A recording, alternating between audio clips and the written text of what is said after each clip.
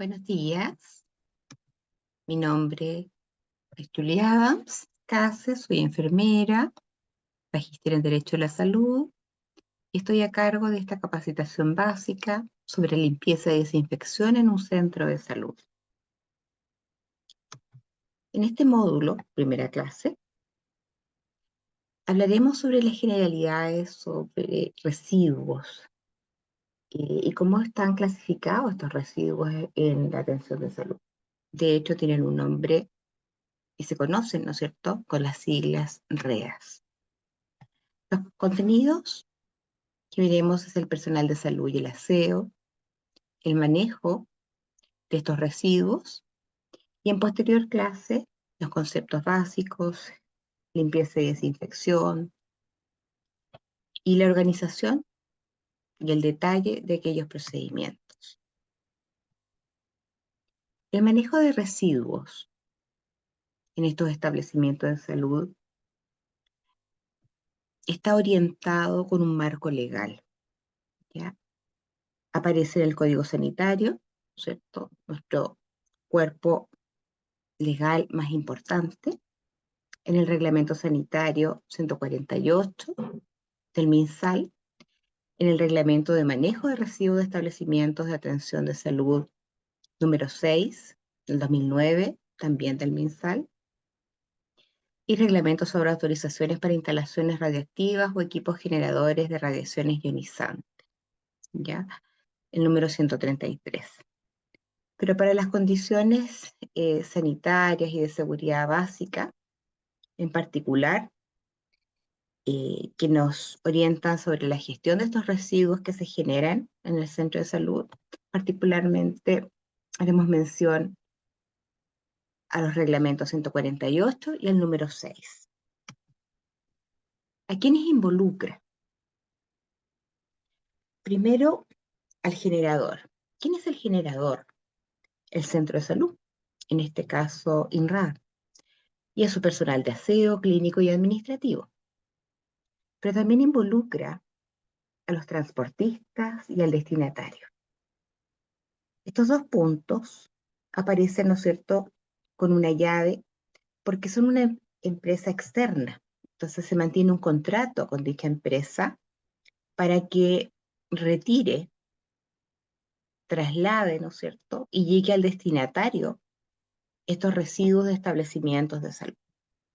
No todos los residuos que se generan en un centro de salud ya tienen este tratamiento.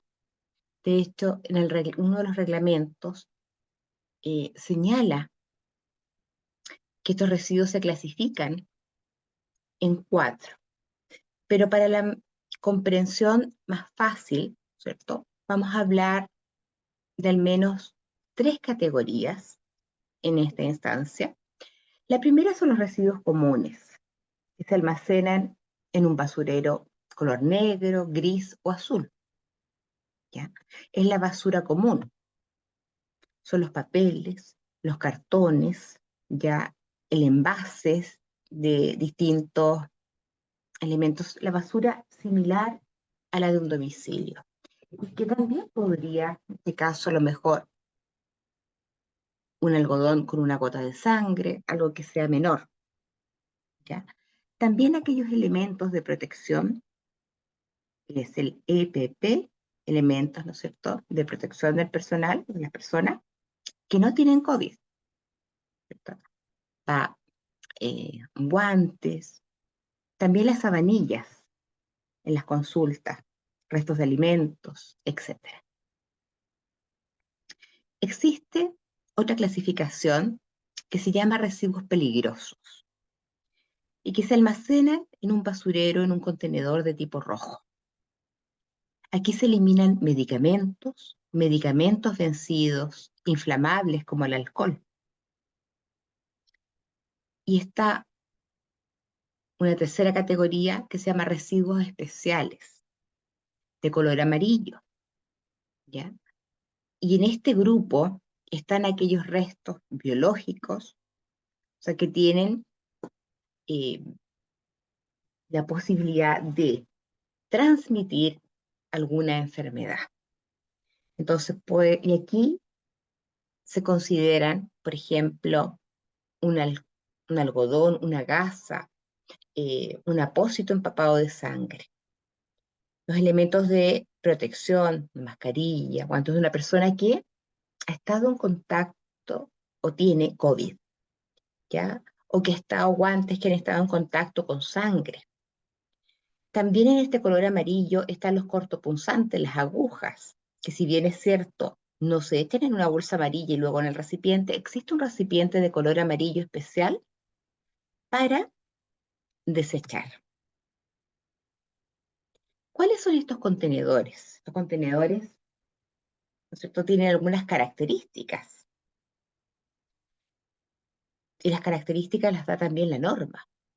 Deben tener una tapa y un cierre ajustado, como ustedes ven en la fotografía. Bordes romos para no provocar, ¿no es cierto?, lesiones, asas, ¿no es cierto?, que faciliten su traslado. Incluso tienen ruedas, ¿no es cierto?, facilitando el traslado.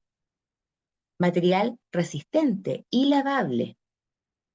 La capacidad es según la norma, ¿ya? Por tanto, donde se mantienen los recipientes grandes, generalmente es hasta 110 y después de 220 y más para estos contenedores. En cuanto a litros, esa es la capacidad. Y cajas de cortopunzante deben ser rígidas, como las que vemos acá, ¿no es cierto?, en la parte inferior, donde se elimina la aguja. Si hay cajas de estas características rojas, es porque ahí se eliminan medicamentos, ¿ya? De vidrio que también puede, ¿no es cierto?, lesionar a quien los manipula. ¿Dónde se producen las REAs, o sea, estos residuos de establecimientos de atención en salud? Al menos en nuestro centro. En la sala de escáner, que está en el primer piso. En la consulta médica, primer y segundo piso. En la futura sala de procedimiento, que está en el primer piso. En la sala de radioterapia, primer piso. ¿Qué es importante? Que todo aquel residuo, ¿no es cierto?, que es similar al domiciliario, hablábamos, ¿no es cierto?, de las sabanillas, papeles, cartones, ya, envases, etcétera, es responsable el personal de limpieza para llevarlo a la sala de acopio. Y ahí es aquellas bolsas, ¿no es cierto?, que son de color negro, o pueden ser incluso transparentes en el caso de papel, se dejan en el contenedor negro o gris. En este momento contamos con 2 contenedores negros. El residuo especial, ¿ya?, que corresponde a lo que está en una bolsa amarilla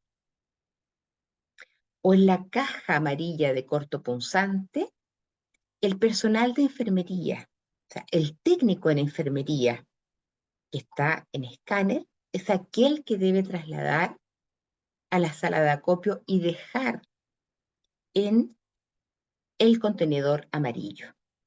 En el caso de la consulta médica, será un técnico en enfermería de centro médico o la enfermera o enfermero que esté asistiendo en ese proceso, no el personal de aseo.